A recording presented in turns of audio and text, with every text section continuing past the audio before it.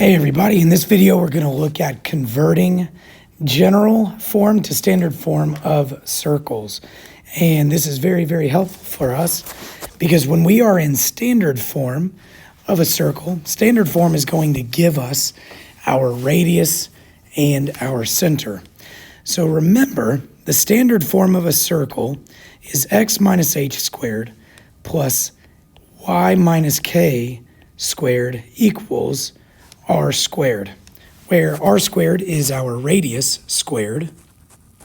So our radius is just going to be taking the square root of r squared, and my center of my circle is going to be h comma k.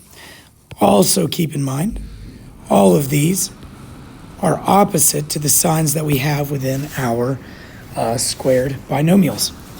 So as we move through these problems, I am going from general form to my standard form, and I need to be able to complete the square in order to do that.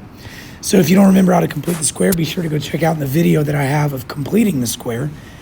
But if you feel good with it, we're going to move on to example number 1. So number 1 says to convert between general to standard form of the circle here. And when I'm done, I want to be able to state the radius and the center of that circle. So the first thing that I do is I get my x values together and I get my y values together.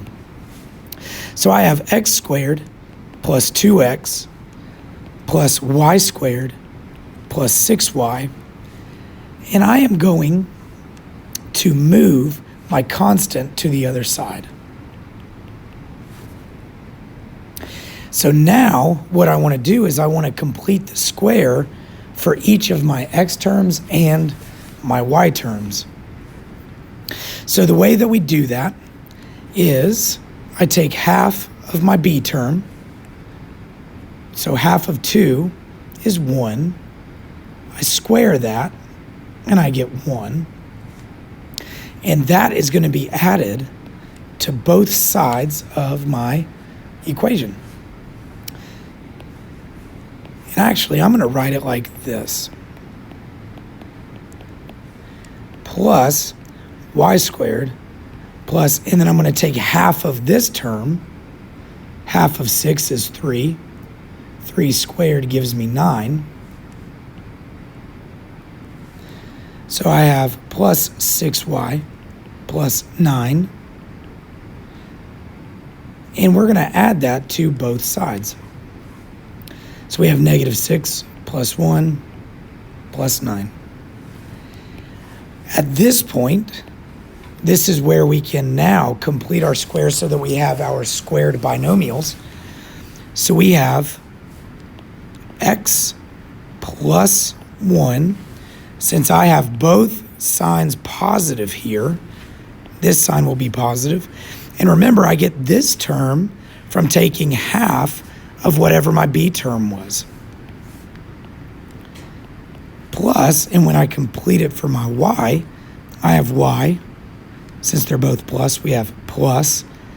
Half of that b term is 3 squared equals, well, negative 6 plus 1 is 5. Negative 5. Negative 5 plus 9 gives me 4.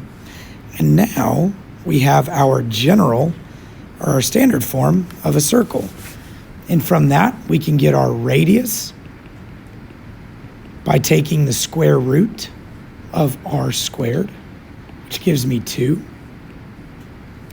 And then my center is hk. And remember, it's the opposite signs. So since I have a positive 1, that's going to be a negative 1 here. Since I have a positive 3, that's going to be a negative 3 here.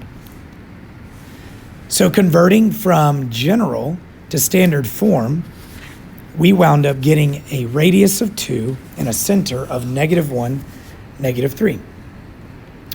So let's try this again.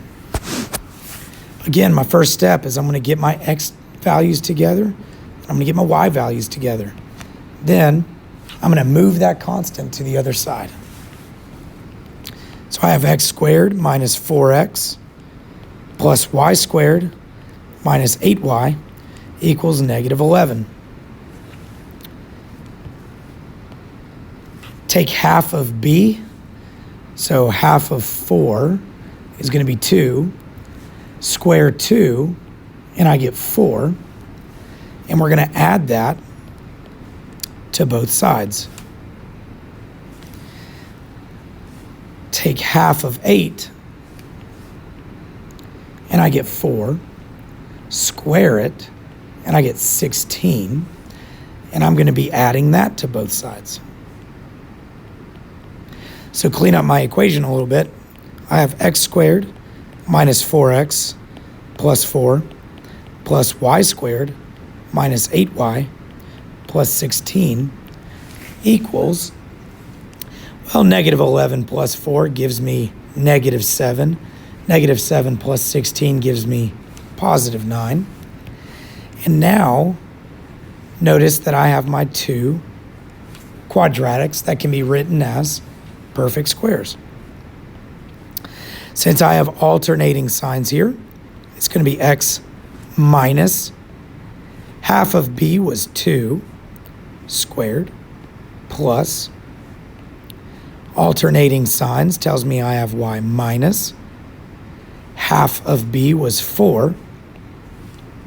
So I'm putting y minus 4 squared equals 9. Now we can take out our center and our radius. To find my radius, we take r squared, take the square root of that, and we get 3. And then my center is h comma k. So notice I have a negative 2, so that's going to be a positive 2 for h, and my k value is negative 4, so we're going to plug in 4. And that is my center. That is how we go from general form to standard form. Very easy. 2 simple steps of completing the square within a problem. Not too bad. Make sure you make your work nice, clean, and orderly, and that way we can follow along with what we're doing. So thanks for checking out the video. Be sure to check out the video of going from standard form to general form and the basic properties of graphing circles. See you next time.